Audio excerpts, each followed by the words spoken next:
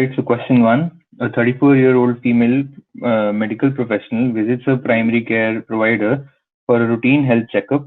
She made a recent trip to sub-Saharan Africa where she participated in a humanitarian medical project. Her medical history and physical examination are unremarkable. A chest radiograph and tuberculin test are ordered. A portable PA chest radiograph is performed at the bedside, and PPD reaction measures 12 after 72 hours. Which of the following mechanisms is involved in the skin test reaction? So, option A, formation of immune complexes. Option B, opsonization. Option C, complement activation. Option D, Th1 cytotoxicity. Option E is IgG cross-linking. I'll choose the answer which maximum people have chosen. That we have a 34-year-old female who visits a primary care for routine checkup. She had a history of travel, which means she went to sub-Saharan Africa where she participated in humanitarian medical project. Okay, and chest radiograph and PPD were done, and a portable chest radiograph is performed and shown over here, and the PPD reaction is mentioned as 12 after 72 hours. So the question is basically asking the test reaction which is involved in PPD, the mechanism of action behind the PPD test. All right. So most of you answered it as option D, which makes it pretty direct for everyone. So basically, this is talking about the tuberculosis skin test, that is the MANTO test or PPD test, whatever you can call it. Okay. So the few hints which this question gives you is the woman had a history of travel to sub-Saharan Africa. So usually this is a travel history which they have given to Asia or African regions or something like that. And then they have humanitarian work, and so they'll have contact. So this will give you a hint that they're talking about tuberculosis. And then this is Th1 mediated cytotoxicity. Can anybody tell me which hypersensitivity reaction is this? Which type of hypersensitivity? All right, very good. So it's the delayed type 4 hypersensitivity reaction. All right, and it is usually done, and there are different measures which are needed. Okay, yeah, very good. Everybody is answering well.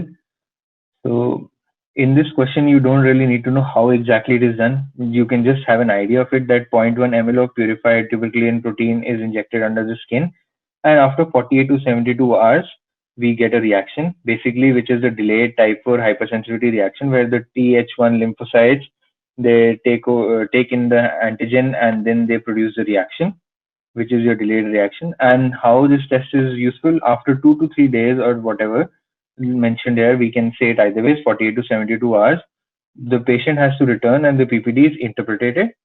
And so this is how we do the interpretation, and this is important, and you need to have a decent idea about it. So when there's an induration of more than 5 it is considered positive only in patients with HIV infected persons, with the people who have recent contact of a person with TB disease, then persons with fibrotic changes on the chest radiograph consistent with prior TB, right?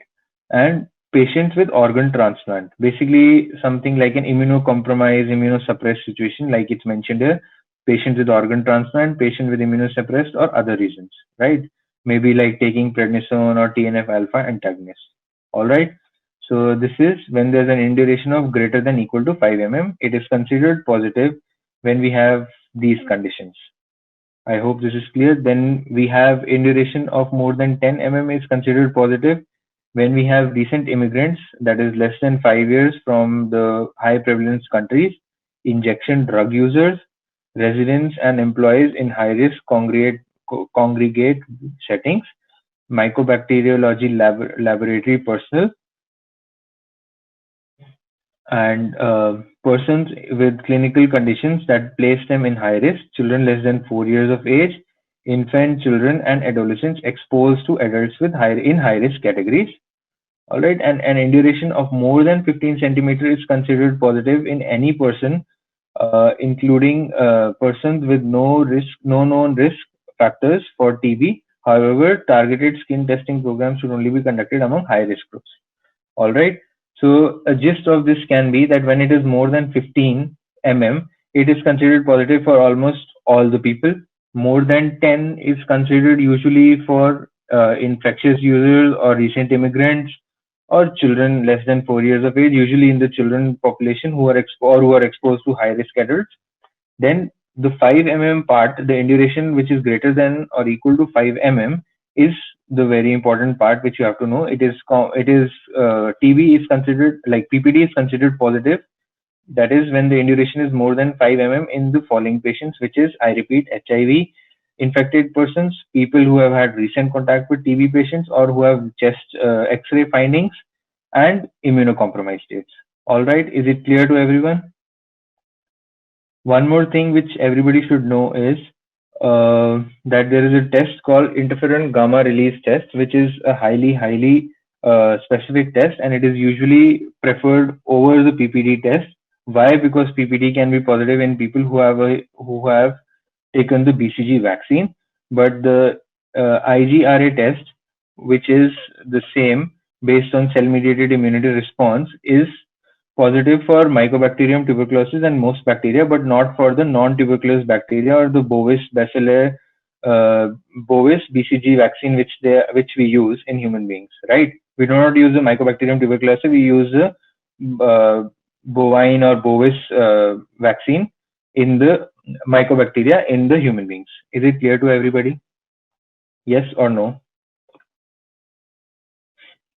All right. And I think someone asked that what does opsonization mean? Opsonization is basically the part where the antibody binds to the cell surface. It just binds to the cell surface.